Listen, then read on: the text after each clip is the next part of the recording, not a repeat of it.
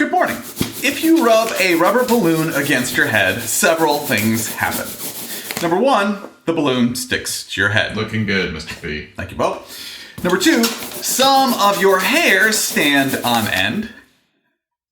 And number three, the balloon can now stick to the wall. Flippin' physics. The law of charges states that unlike charges attract and like charges repel. But that begs the question, what is charge? So I ask, what is charge?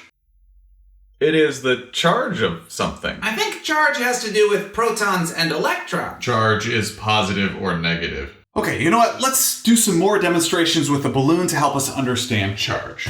Let's give the rubber balloon a little more charge. And then let's suspend it from the ceiling on a string.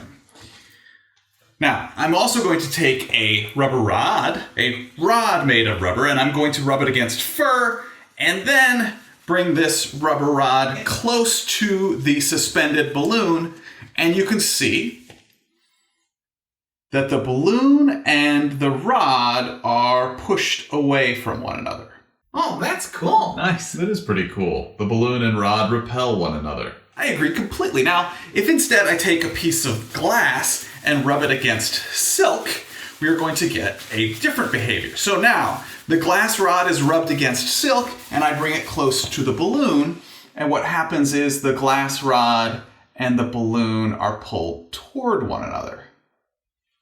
The rubber balloon and rubber rod repel one another, but the rubber balloon and glass rod are attracted to one another. That is a bit weird. The reason this happens is because the glass rod has an excess positive charge, and the rubber rod and rubber balloon both have an excess negative charge. Oh, that's right. The law of charges says unlike charges attract one another, which is why the positively charged glass rod and negatively charged rubber balloon are pulled towards one another. The law of charges also says that like charges repel one another, so you could see that is true because the negatively charged rubber rod and negatively charged balloon are pushed away from one another.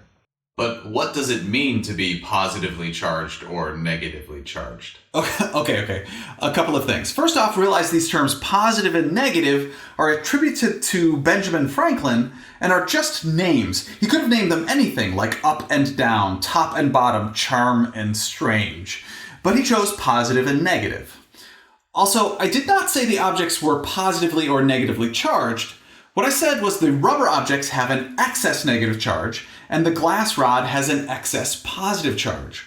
What scientists know now is that the rubbing of the various objects against one another causes negatively charged electrons to move between materials. Negatively charged electrons move from the fur to the rubber rod and rubber balloon, and electrons move from the glass rod to the silk. Right, that's what you mean by excess charge. The rubber balloon, for example, had approximately a net neutral charge beforehand because it had roughly an equal number of positively charged protons and negatively charged electrons. But when electrons moved from the fur to the rubber balloon then has more electrons than protons and therefore has a net negative charge or excess negative charge. And before being rubbed on silk, the glass rod had pretty much an equal number of protons and electrons.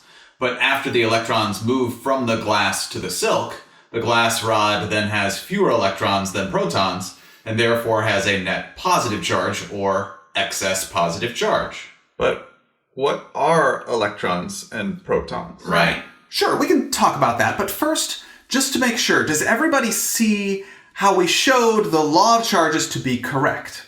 If we label the net charge on the rubber objects as negative and the net charge on the glass rod as positive, you can see that charges of the same sign repel and charges with opposite signs attract, correct? Yes. Yeah. Sure. Okay, electrons and protons are both very, very tiny particles which carry an electric charge with a magnitude of roughly 1.60 times 10 to the negative 19 coulombs. 1.60 times 10 to the negative 19 coulombs is called the elementary charge, and we use the symbol lowercase e to identify the elementary charge. The reason lowercase e, or 1.60 times 10 to the negative 19 coulombs, is called the elementary charge is because it is the smallest charge which has been measured on an isolated particle. But what is a Coulomb? Oh, I'm sorry. Capital C, the Coulomb, is the SI unit for charge, just like the meter is an SI unit for distance and gram is an SI unit for mass. And I usually say Coulomb, but it is also sometimes pronounced Coulomb. Coulomb? Coulomb. Okay, let's get back to talking about protons and electrons. They both have the same magnitude charge, 1.60 times 10 to the negative 19 coulombs. However, the charge on an electron is negative and the charge on a proton is positive. But realize their masses are very different. The mass of an electron is 9.11 times 10 to the negative 31 kilograms, and the mass of a proton is 1.67 times 10 to the negative 27 kilograms. That means the mass of a proton is almost 2,000 times greater than the mass of an electron. Also, an electron is an elementary particle. However, a proton is not an elementary particle because it is composed of quarks. Quarks? Yes, quarks. Protons are composed of up and down quarks. An up quark has a charge equal to positive 2/3 times the elementary charge, and a down quark has a charge equal to negative 1/3 times the elementary charge. A proton is composed of 2 up quarks and 1 down quark, which adds up to a total charge of the positive value of the elementary charge. I thought you said E is called the elementary charge because it is the smallest charge which has been measured on a particle. Actually, he said E is called the elementary charge because it is the smallest charge which has been measured on an isolated particle. I think the isolated word is important. Right. To this date, quarks have never been found on their own, isolated outside of particles. So the smallest charge ever measured on an isolated particle is 1.60 times 10 to the negative 19 coulombs. Wait, what about neutrons? They do not have any charge. Neutrons?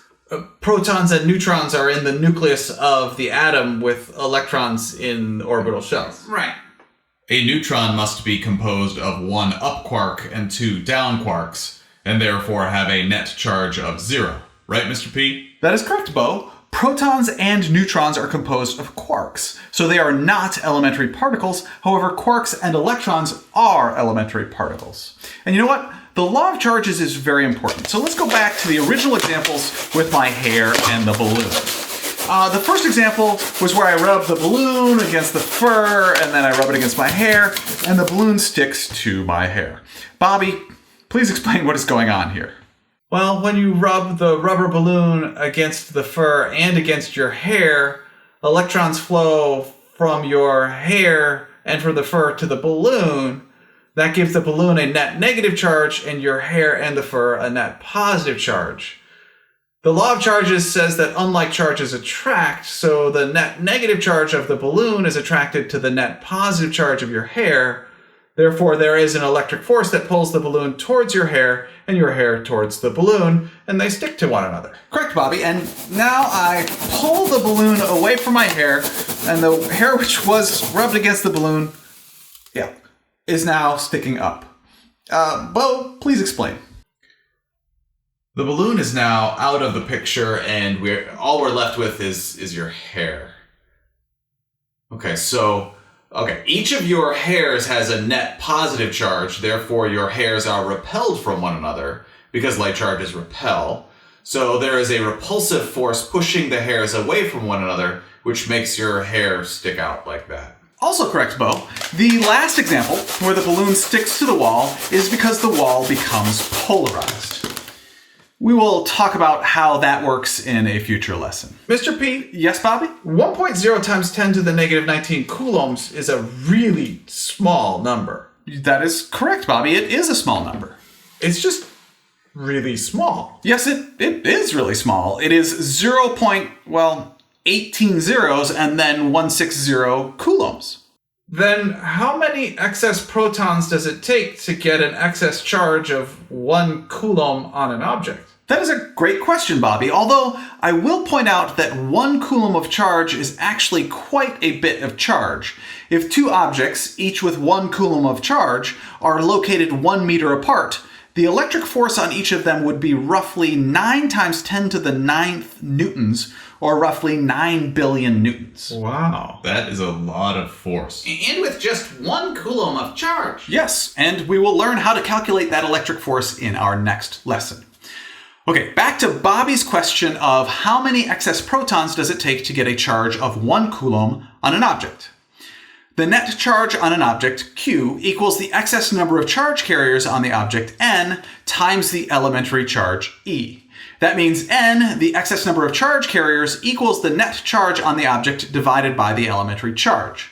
For an object with a charge of positive 1 Coulomb, that would be positive 1 Coulomb divided by 1.60 times 10 to the negative 19 coulombs per proton, or 6.25 times 10 to the 18th protons, or 6.25 quintillion protons, or 6.25 million protons. That is a lot of protons. Yeah. I agree, it is a lot of protons. But that brings me to an important question. Can an object have a net negative charge of 2.00 times 10 to the negative 19 coulombs? Sure, that just means the number of excess electrons equals negative 2.00 times 10 to the negative 19 coulombs divided by negative 1.60 times 10 to the negative 19 coulombs per electron, or 1.25 electrons. So you just need an excess of 1.25 electrons on the object to get a net negative charge of 2.0 times 10 to the negative 19 coulombs.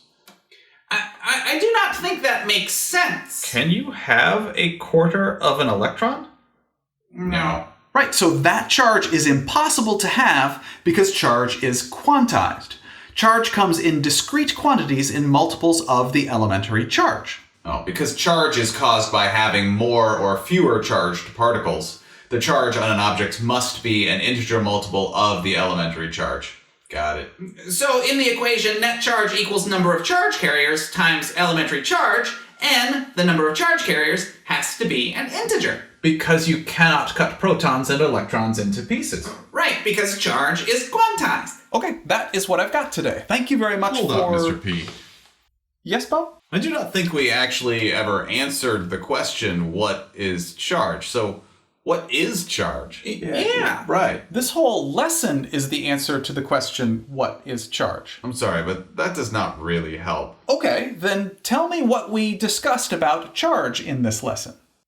Charge is either positive or negative. Protons have a positive charge and electrons have a negative charge. The smallest charge ever measured on an isolated particle is 1.60 times 10 to the negative 19 coulombs. The charge on an object will always be an integer multiple of that 1.60 times 10 to the negative 19 coulombs. Like charges are pushed away from one another, and unlike charges are pulled toward one another. Right. Charge is the physical properties of matter which encompass everything you just described.